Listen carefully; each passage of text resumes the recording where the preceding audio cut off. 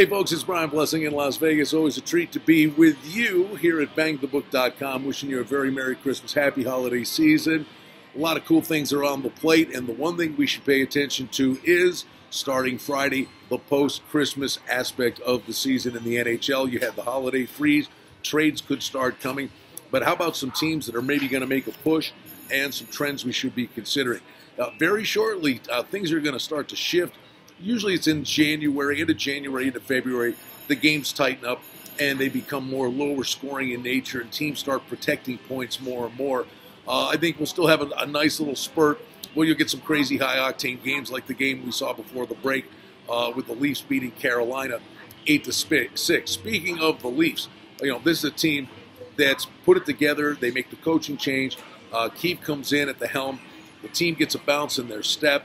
They're on a 5-game winning streak, but I'm telling you, they're on a dead overrun. This team is just brutal in their own end of the rink. Marner's back. He's remarkable. Offensively, the Leafs can scare you. They can win track meet games. They're in trouble when the playoffs get here unless they fix the defense, and we'll see if they can identify something to target by the trade deadline. But in the short term, and they're still facing some relatively easy teams at this point of the season. So they're on a dead heater, and these games are going over the total. If it weren't for Anderson, man alive, I'm telling you, he's played great in goal for the Leafs, and they're still winning track meet games. Toronto's a dead over team. Minnesota is actually a team that you can focus on to play over the totals. It's not your grandfather's Minnesota Wild. This is a team that's kind of porous in their own end, but they can score as well. You look at some of these teams. I wonder about San Jose. Absolute dog's breakfast. 16-20, hard to fathom. This team has lost 9 of 10 games. You have the coaching change. Bob Boughner's in there.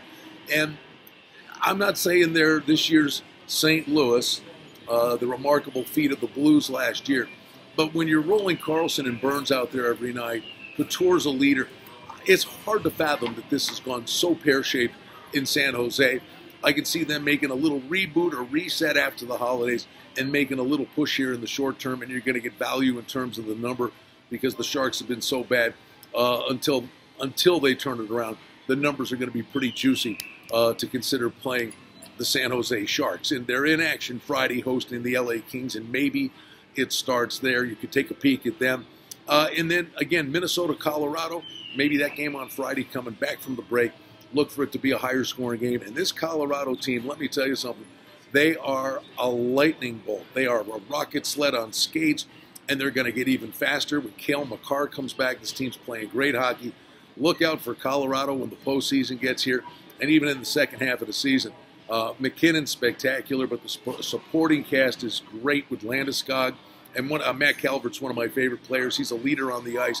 And when this young defenseman Makar comes back, they are going to be really salty. And they've got good goaltenders, with Grubauer. And I'm telling you, the Francouz kid can play as well. So watch out for Colorado to make an even bigger push here as we head to the new year. It's going to be an exciting time of year coming up in the NHL. The games will become lower scoring in nature, but there's still teams that just can't help themselves. And we'll be here for you at bangthebook.com. I always talk hockey with Adam each and every Tuesday on the sports betting podcast here at bangthebook.com. Wishing you and yours a very happy holiday season. Looking forward to the NHL returning on Friday.